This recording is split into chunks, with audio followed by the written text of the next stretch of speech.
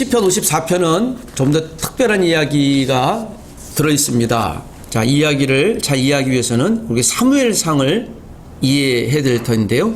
오늘 본문엔 두 명의 주인공이 나옵니다. 한 사람은 다윗, 한 사람은 사울의 이야기입니다. 사울은 이스라엘의 첫 번째 왕이죠. 다윗은 그 뒤를 잇는 두 번째 왕이었습니다. 우리가 이미 알고 있는 대로 하나님이 사울과 다윗을 왕으로 선택하셨습니다. 둘 다 선택받은 사람이었습니다. 오늘 아침 우리가 묵상한 본문에도 해당되어 있지만 사울의 말로는 참 비참했습니다. 그러니까 스스로 생명을 끊는 아주 비참한 생을 맞이하고 다윗이 두 번째 왕으로 영으로 등장하게 됩니다. 이 두 사람을 비교해 보면서 둘 다 하나님의 사람이었지만 하나님 앞에 왜 그는 쓰임받지 못하고 심지어는 버림까지 받았는가. 비록 도망자의 삶, 비참한 삶을 20대에 살았지만 하나님이 그를 어떻게 위대한 사람으로 사용하셨는가. 이 두 사람을 저와 여러분들이 오늘 배워보기를 원합니다. 자, 시편 54편에 있는 내용의 뉘앙스는 어떠한가요? 자, 1절, 2절을 한번 읽어보겠습니다. 오늘 본문의 뉘앙스를 한번 찾아보겠습니다. 다 같이 시작. 하나님이여 주의 이름으로 나를 구원하시고 주의 힘으로 나를 변호하소서. 하나님이여 내 기도를 들으시며 내 입의 말에 귀를 기울이소서. 3절 제가 한번 읽어보죠. 낯선 자들이 일어나 나를 치고 포악한 자들이 나의 생명을 추색하며 하나님을 자기 앞에 두지 아니하였음이니이다. 이 본문에 있는 분위기가 어떻습니까? 하나님이여 주의 이름으로 나를 어떻게 하시고 구원하시고 즉 살려달라는 거예요. SOS. 살려주세요 하나님. 주의 힘으로 나를 변호하소서. 저 악당에게서 내가 변호할 힘이 없으니 나를 도와주소서. 우리가 법률적인 도움을 받기 위해서 누굴 찾습니까? 변호사 찾는 거예요. 왜 그렇죠? 네, 내가 손해보지 않으려고요. 법적인 책임을 져야 될 상황에서 도움받는 것입니다. 하나님이 내 변호자로서 요청하고 있는 것이죠. 이 상황이 다윗이 자기 힘으로는 벗어날 힘이 없는 상황입니다. 2절에 보니 하나님이여 내 무엇을 들으시며 기도를 들으시며 내 입의 말에 귀를 쫑긋 기울이소서. 낯선 자들이 일어나 나를 치고 포악한 자들이 나의 생명을 수색합니다. 자, 이 본문 시편 54편에 있는 내용은 사무엘상 13장에서 특별히 18장까지 그리고 19장부터 드디어 시작된 31장까지 다윗이 도망자의 삶을 살았을 때를 근간 배경으로 합니다. 조금 더 구체적으로 사무엘상 24장과 26장이 오늘 본문의 배경입니다.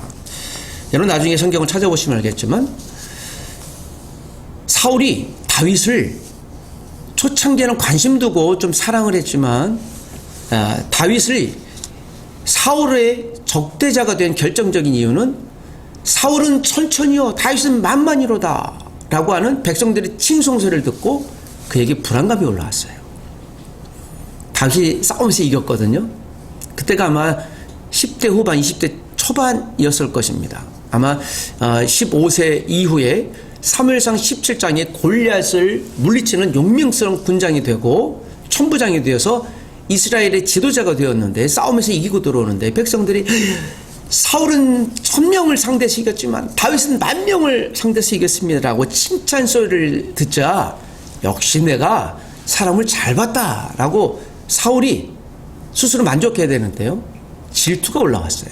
아니 무엇이라고? 다윗이 나보다 더 뛰어난 사람이야? 그 뒤에 사울이 벌인 행동은요. 다윗을 칼로 2번이나 찔러 죽이려고 하고요. 심지어는 이것을 말리는 아들 요나단까지 살해하려고 그랬어요. 여러분 자신의 아들을 죽이려고 하는 살기가 있을 정도로 사울은 불안감이었죠. 어떤 불안감이요? 내 직분을 내 이 왕권을 저가 독차지하리라 라고 하는 그래서 신비한 사람이에요.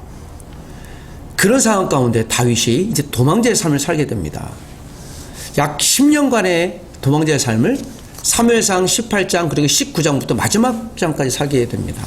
그 중에서 다윗은 사울을 2번이나 제거할 수 있는 기회를 얻었습니다.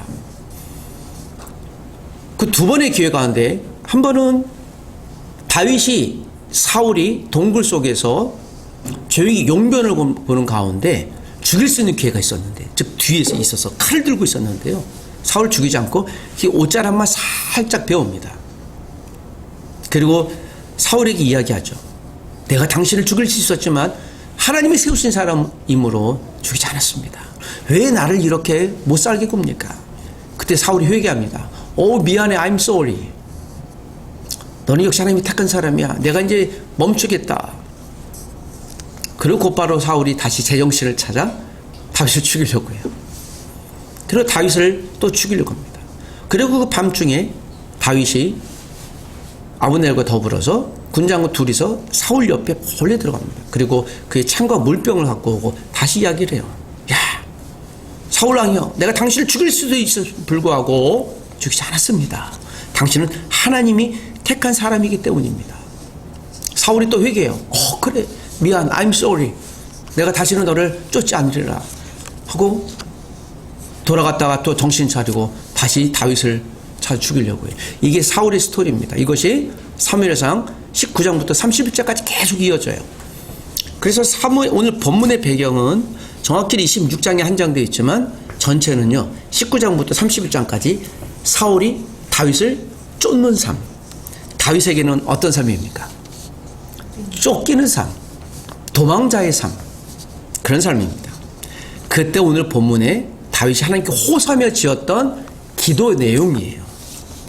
자, 이 기도를 우리가 시편, 즉 시로 알고 있지만 우리의 모든 기도는 하나님 앞에 호소하는 내용이에요. 그래서 이것을 탄원시라고도 하고요. 좀 더 정확히 또 다른 신원이라는 이야기를 합니다. 신원은 어떤 이야기입니까? 문자적으로 공정하게 재판하다라고 하는 뜻이에요. 공정하게 재판하여 법정에선 나의 이야기를 재판장에게 들어주시고 내 억울함을 해결해달라는 거예요. 그 신원하다.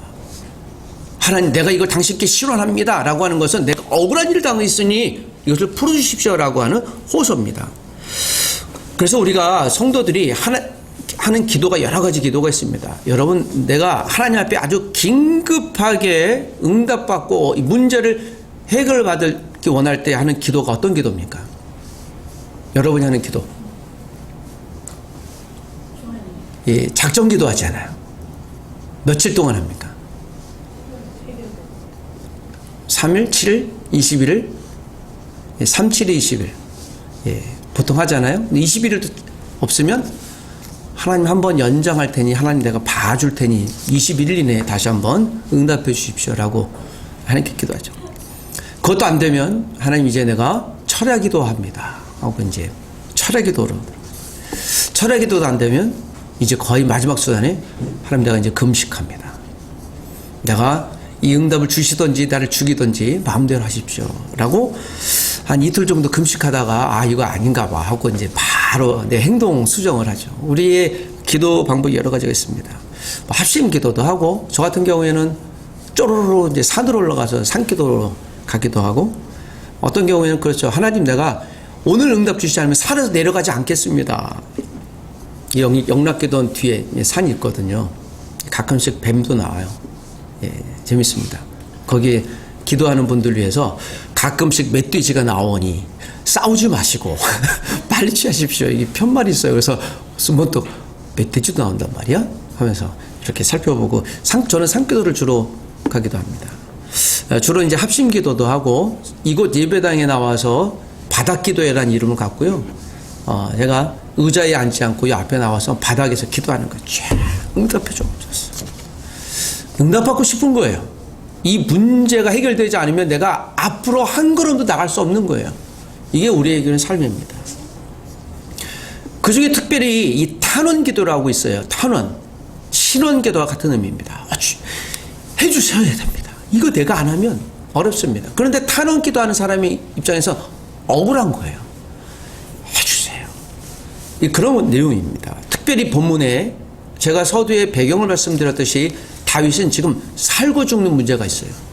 사울이 제발 그만 쫓아왔으면 좋겠는데 왜 저 사울왕은 나는 억울하게 아무 잘못도 없는데 날 죽이려고 하지? 이 퀘션이에요. 문제 해결이 안 돼요.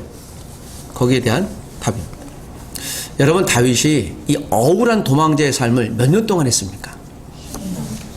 네, 제가 답을 뒤에 다 올려놨죠. 10년간 살았습니다. 10년간. 여러분, 말이 10년이죠. 야, 이것이 참 얼마나 어려운 삶입니까? 다윗이 1절에 3절에서 이렇게 얘기하죠. 하나님은 나의 구원자시고 변호자이십니다. 나를 좀 도와주십시오. 강력하게 신원하고 탄원하는 거예요. 그리고 내가 잘못 저지르지 않았으면 도와주십시오. 몇 년 동안요?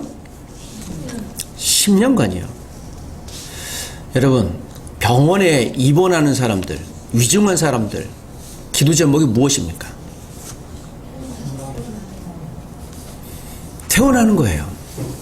병원에서 잘 먹고 잘 살고 진급하고 결혼하고 하는 게 꿈이 아니라 퇴원하는 거예요. 퇴원하면 어디로 가죠? 일상으로 복귀하는 거잖아요. 환자들의 최고의 기도 제목은요, 금, 은, 부하나 또는 수많은 좋은 것들이 아니라 일상의 복귀예요. 그 인생이 지금 마이너스 된 상황이거든요.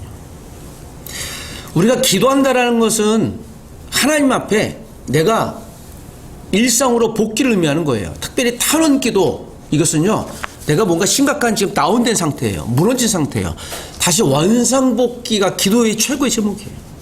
자, 이것을 보면서 여러분, 우리가 기도하는 것은요, 허물어졌을 때 하는 기도는 하나님 처음에 그 상태 있잖아요. 돌려주세요. 여러분 혹시 몸이 아파서 내일 입원하십니까?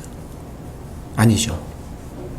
내가 좋은 것, 내가 원하는 것이 풍성하지 않아도 마이너스 된 상태가 아니라면 지금은 정말 감사할 시간이에요.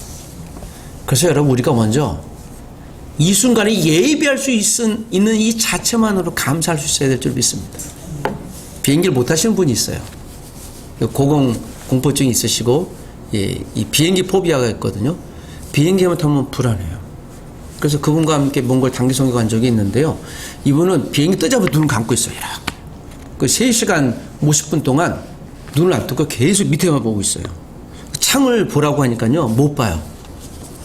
힘들어요. 그래서 이분이 그런 어려움이 있구나. 그리고 비행기에 딱 내리자 그때 이제 살았다. 그래서 이분하고는 다시는 단기성에 못 가겠다. 근데 그분이 그런 장애가 있는 거예요. 그럼 어쩌겠습니까? 그런데 그분이 땅에 도착하자마자 안도하는 거예요. 야, 살았다. 우리의 기도는 대부분 사실 그와 같아요. 특별한 것은 아닐지라도 일상의 복귀예요. 여러분, 이곳에 아무 사고 없이 예배할 수 있다는 것만 해도 감사할 수 있는, 또 지난주에 봤지만 또 보네, 또 볼 수 있는 우리 가족들이 있는 것에 대해서 하나님 앞에 두 손 들고 찬양하고 감사하시길 원합니다. 여러분이 있어서 감사한 것이에요. 이렇게 보니 여러분, 오늘 여기 계신 분들이 그렇게 소중하게 보이지 않으십니까? 다시 볼 수 있으니 감사합니다. 제가 지금 액션을 과하게 했는데요, 이 액션처럼 한번 해보십시다. 앞에 있는 분에게 다시 보니 감사합니다. 자, 시작. 다시 보니 감사합니다. 좀 액션을 취하시라니까. 여러분, 다윗의 10년간의 기도 제목은 무엇이었겠어요? 사울이 안 좋죠. 매일 좀 편하게 밥 먹는 거예요. 밥 먹을 때마다 오는 거 아니야? 잠잘 때마다 번뜩 일어나서 나 쫓아오는 거 아니야? 이게 10년 거예요. 본의 아니게 현상수배의 삶을 살았어요. 다윗이 가는 곳마다 배신을 당해요. 배신을 당하는 것은 그를 숨겨준 사람이 몰래 봤다가 다윗이 여기 있어요 라고 사울에게 밀고를 해요. 그러니까 밀정들이 많아요. 가는 곳마다 어려운 삶을 살았어요. 특별히 십광야, 엔게디 광야, 바란 광야, 이 광야거든요. 지금 홍해 그 위에 홍해가 아니라 그 사이에 있지 않습니까? 사이 바로 옆에, 또 갈릴리 바다 옆에, 예루살렘 옆에, 여기가 엔게디 또 바란 광야거든요. 그냥 광야의 광야. 지금도 광야입니다. 그러니까 광야에 동굴도 있고, 또 여러분 광야에 있어야 저기 쫓아오면 보이잖아요. 또 산으로도 올라가기도 하고 그런 것이죠. 그러니까 광야는요 필수 불가하게 아니라 선택지예요. 무엇하기 위해서? 살기 위해서. 다윗은 본의 아니게 20대 초반부터 아마 19세 후반부터 그가 왕이 되었던 30세 정확히 BC 1010년까지요 광야 생활을 살 수밖에 없었어요. 여러분 우리가 원치 않는 광야 생활을 살 때가 있습니다. 하나님의 스쿨이에요. 하나님의 클래스예요. 그래서 저는 이걸 광야 클래스라고 합니다. 다윗은 10년 동안 광야 클래스에 있어야만 했어요. 왜 그렇죠? 하나님의 계획이 있었던 거죠. 하나님이 그를 한 나라의 왕으로 세우기 위한 계획이었습니다. 자, 본문을 조금 더 이야기해서 제가 사울을 좀 더 설명을 해야 돼요. 여러분, 사울 왕은 왜 하나님 앞에 버림받았을까요? 사울은 왜 하나님께 버림받았을까요? 사무엘상 13장 1절에서 3절 말씀이 나오는데요. 특별히 사무엘상 13장 1절에는 사울이 왕이 될 때 나이 40세라. 그가 이스라엘을 다스린 지 2년째. 여러분, 사울 왕은요 40세 왕이 됐어요.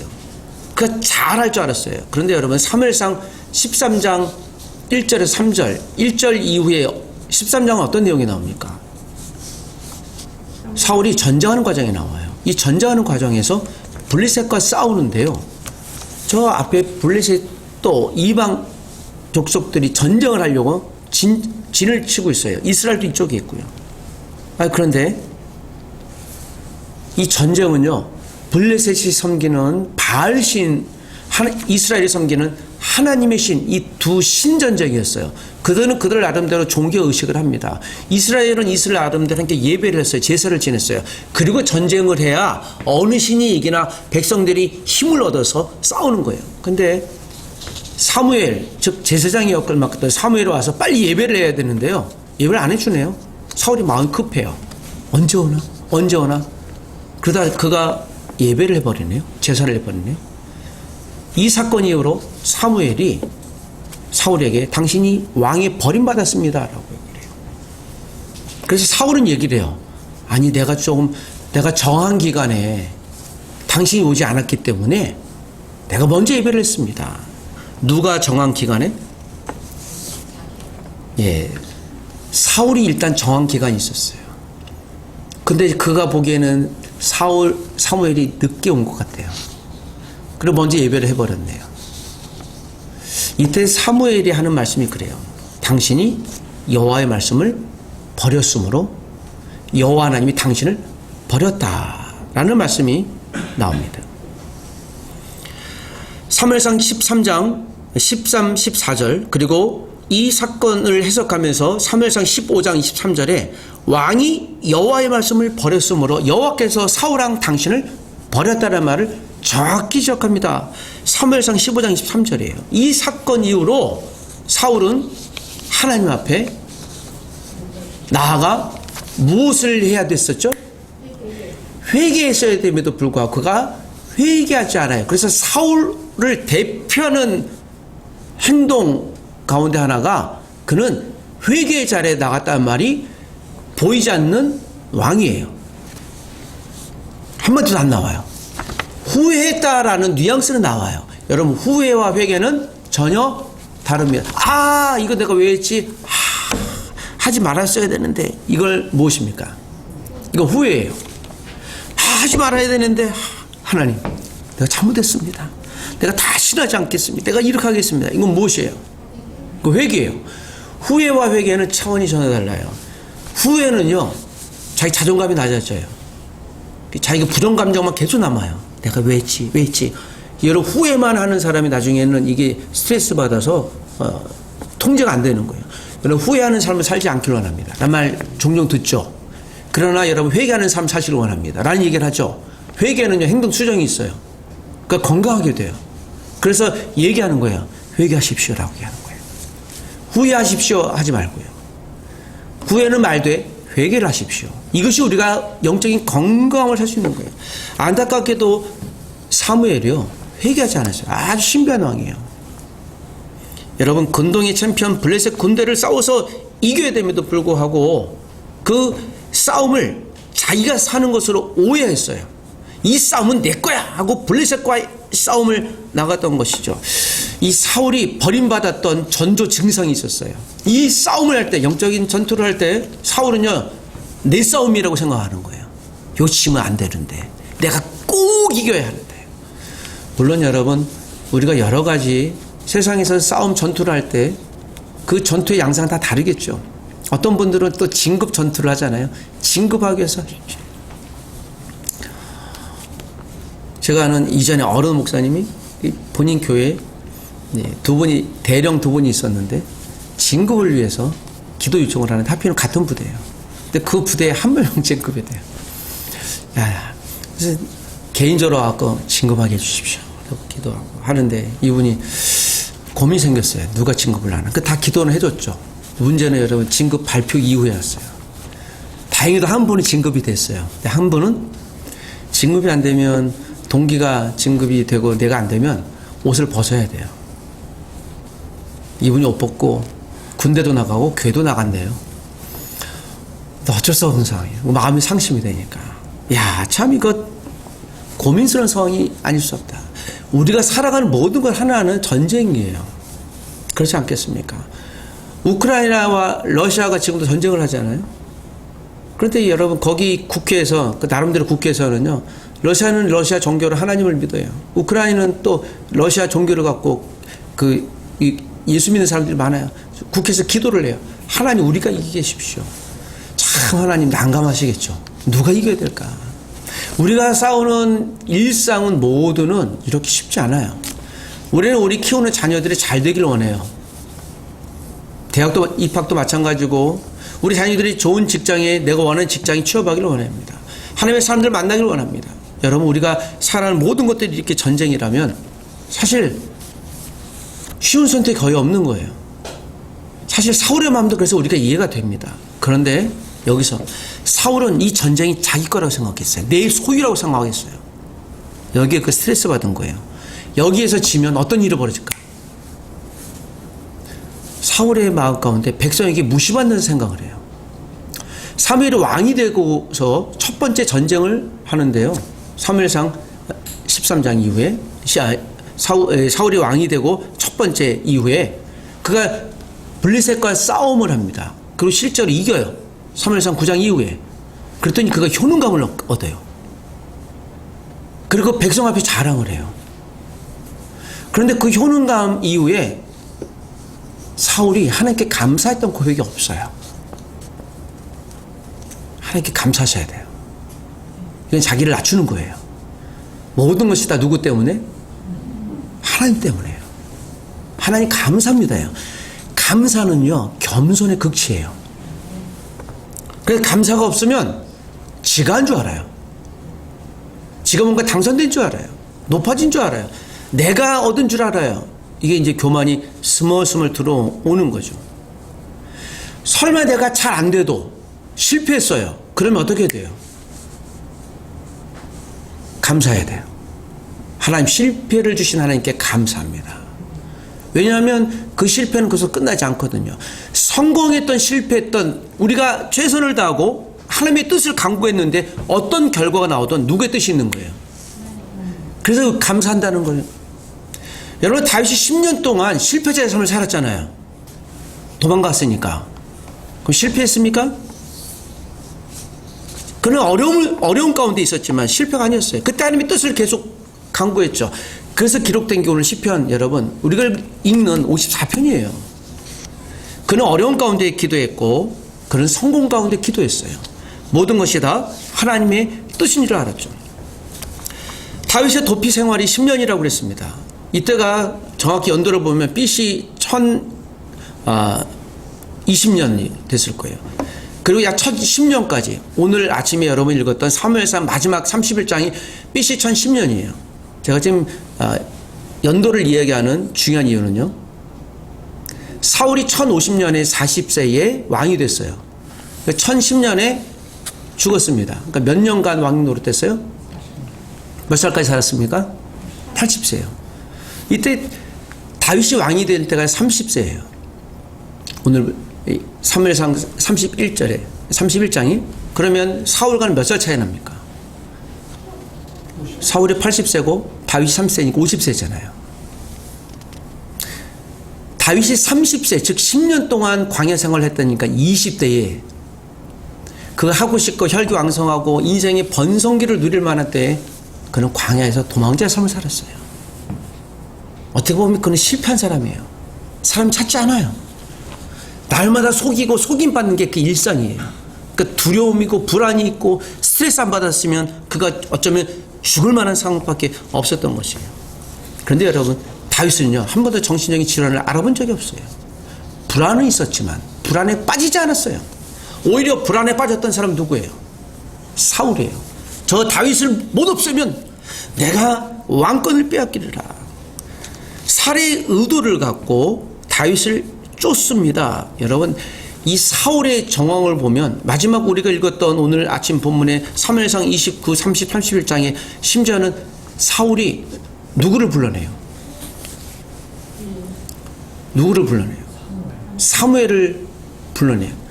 엔돌이라는 지역에 한 무당을, 여자 무당을 찾아가요. 그래서 얘기하죠. 무당이요, 사무엘을 불러주십시오. 왜요? 그러니까 누구를 의지했기 때문에요. 사무엘을, 그의 영성이 아주 최악의 영성을 드러내는 거예요. 사울은 누구를 의지했습니까? 사무엘을 의지했죠. 인간을 의지한 거예요.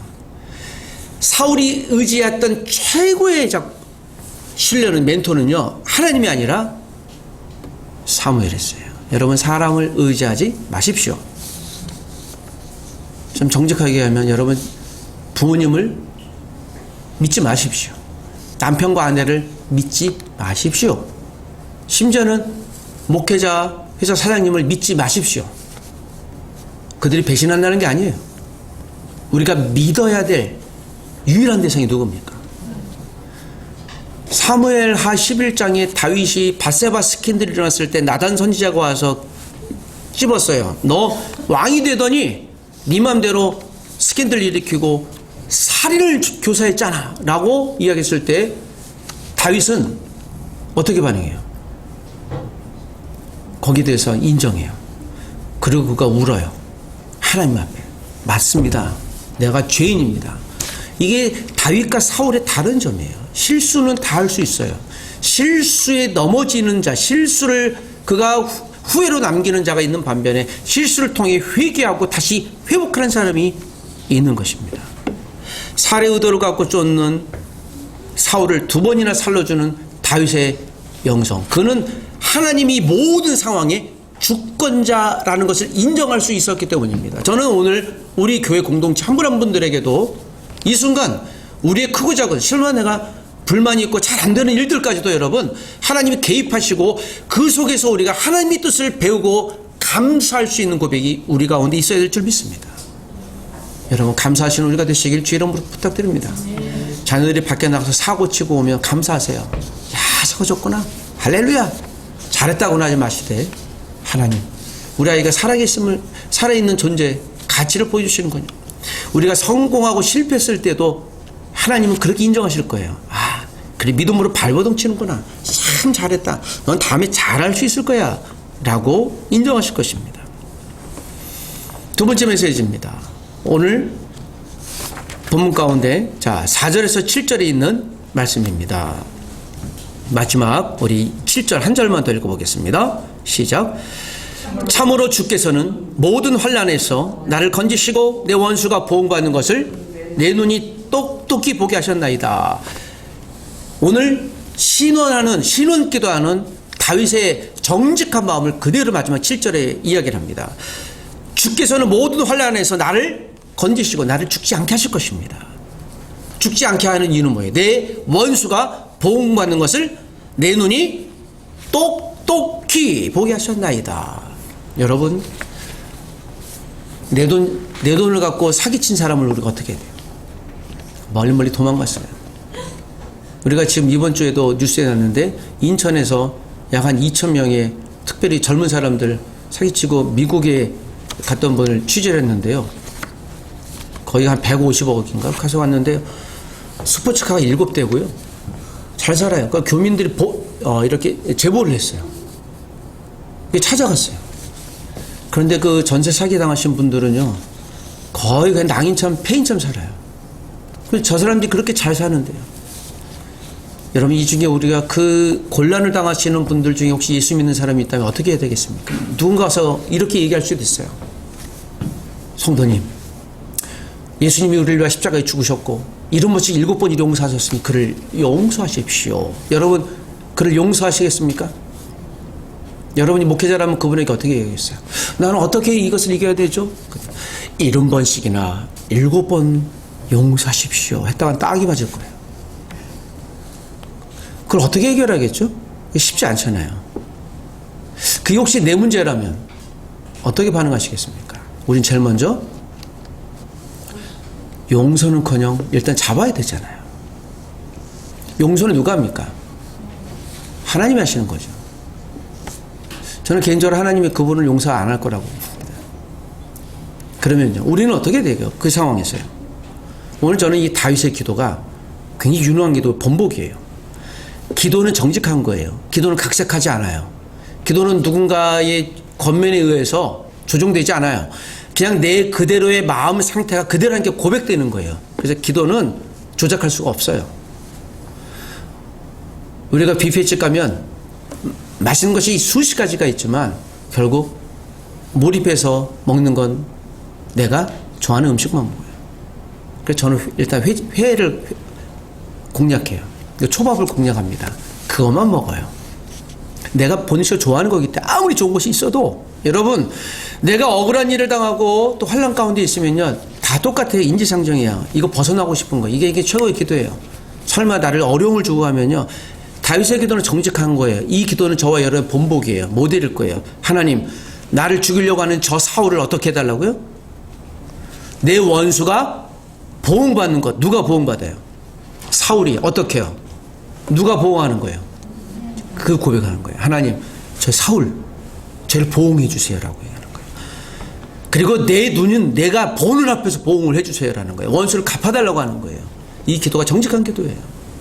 그러면 사울은 어떻게 죽어요? 마지막에 스스로 칼에 찔려 죽잖아요. 그러니까 최악의 비참하게 죽는 거예요. 다윗의 기도가 응답된 거예요. 자, 그러면 우리는 누군가를 용서해야 되잖아요. 이걸 어떻게 해석해야 되죠? 여러분, 다윗이 사울을 죽였어요, 안 죽였어요? 그걸 안 죽였어요. 그는 용서가 아니라 하나님의 뜻을 기다린 거예요. 자기가 갚지 않았어요. 이 모든 걸 누구한테 올려드린 거예요. 여러분, 그래서 하나님 앞에 올려드리는 기도가 때로는 무서운 거예요. 나 화나게 하지 마. 나 하나님께 기도할 거야. 기도 안 하는 사람이 그럼 무시해도 되지만 기도하는 사람이 그럴 땐 심각히 받아들여야 돼. 나 하나님 앞에 잡신 기도할 거야. 정말 기도하는 사람이 3일 작신 기도하고 7일 20일 기도하고 금식 기도한다 그러면 우리요, 긴장해야 돼요. 여러분이 기도하는 사람 되시기를 주의로 부탁드립니다. 그래서 여러분, 기도하는 사람이 옆에 친구로 있어야 돼요. 기도하는 사람의 마음을 깊이 들을 수 있어야 돼요. 기도하지 않는 사람이 이야기할 땐 그냥 충고로 받아들여도 돼요. 그러나 하나님 앞에 깊이 기도하는 사람이 이야기한다면 그는 하나님은 아니지만 하나님은 그를 통해서 말씀하실 거예요. 부디 여러분이 기도하는 사람이 되십시오. 다윗은 스스로 기도할 줄 아는 사람이어서 신원한 거예요. 그리고 그 신원을 친히 하나님이 이루신 거예요. 자기가 안 했어요. 하나님이 한 것을 그는 기다리고 인정한 거예요. 그래서 여러분, 5절에 보니까 뭐라고요? 내 원수에게 악으로 갚으시려니. 뒤에도 제가 여러분 이 주제를 뽑았어요. 이게 신원의 근본적인 고백이에요. 내 원수에게 악으로 누가요? 하나님이 갚으시려니. 여러분, 우리가 하나님은 예배하는 성도를 눈동자로 지켜주실 줄 믿습니다. 오늘쯤 다윗이 여러분 무엇하고 있는 거예요? 지금 이 시편 54편은 무엇하고 있는 겁니까? 기도하는 거예요. 예배하는 거예요. 다윗은 이 최악의 상황에서도 하나님 앞에 예배 자리를 놓지 않고 있었습니다. 사랑하는 여러분, 저와 여러분이, 우리의 자녀가 우리의 부모가, 내 가족이 최악의 상황에서도 하나님 앞에 예배할 수 있는 사람, 다윗처럼 억울함을 하나님 앞에 올려드릴 수 있는 신원기도, 탄원기도 할 수 있는 사람이 될 수 있기를 소원합니다. 그 본보기를 여러분이 되십시오. 그래서 가르치십시오. 기도하는 사람을 존경하십시오. 여러분이 그 기도하는 존경받는 사람이 되십시오. 저는 우리 한국교회가 잃어버리는 것들, 회복해야 될 가장 중요한 단 한 가지가 바로 하나님 앞에 신원하는 것, 탄원하는 근본적인 자세, 이 기도가 회복될 줄 믿습니다. 기도 안 했다고 후회하지 마십시오. 지금부터 회개하시고 기도의 자리에 나오십시오. 여러분 머리 손을 들고, 여러분 머리에 손을 얹고 기도하십시오. 하나님, 내 영혼을 붙잡아 주십시오. 자녀를 위해 머리에 손을 얹고 축복하십시오. 나의 회사를 놓고 기도하십시오. 나의 직장을 놓고, 내가 기도하는 누군가를 놓고 기도하십시오. 어떤 부인이 기도하는 남편이 오랫동안 기도하지 않자 속상한 마음으로 자기 가방에 남편의 구두를 닦아서 한 짝을 놓고 예배했답니다. 어떤 분이 옆에서 왜 신발을 가방에 넣고 오세요? 우리 남편은 아니지만 이 남편이, 내 남편이 언젠간 주 앞에 돌아올 것을 믿고 신발을 놓고 옵니다. 팩트 스토리예요. 실화예요. 그 남편이 먼 훗날 교회 앞에 나오면서 이 이야기를 들었답니다. 아, 내가 교회 나온 것이 내 부인이, 여러분 누군가를 혹시 전도하고 싶다면 그 신발 한 짝을 갖고 여러분이 넣으십시오. 마음이에요. 간절함이에요. 탄원하는 거예요. 하나님, 저 영혼을 구원해 주십시오. 여러분, 우리 이런 기도가 멈추지 말아야 돼요. 오늘 우리가 주일날 말씀을 배웁니다. 오늘도 예배자를 지켰습니다. 사랑하는 여러분, 예배의 자리로 끝나지 마십시오. 오늘 배운 이 예배가 나머지 6일을 여러분의 기도로 끊이지 않고 이어가는 다윗과 같은 하나님의 사람이 되십시오. 혹시 억울한 가운데 계십니까? 억울한 가운데도 기도의 자리를 지키는 여러분이 되십시오. 안갚음 대신에 신원 기도를 하나님께 올려드리는 우리가 되어 보시지 않겠습니까? 하나님이 그 신원의 기도를 귀를 쫑긋하여 분명 들으실 것입니다. 그 응답 시간에 또 하나님께 경배하고 찬양하십시오. 설마 다윗처럼 실패하는 인생, 사막의 인생을 오랜 기간 살아갈지라도 그 가운데 했던 기도를 하나님이 버리지 않고 반드시 듣고 하나님의 때에 응답하신다는 사실들을 오늘 다윗을 통해 배우시길 원하고 놓치지 않는 기도의 사람이 되십시오. 한 주일 동안 하나님이 우리의 신원 기도를 깊이 응답하여 하나님의 살아계심을 드러내실 것입니다. 기도하십시다.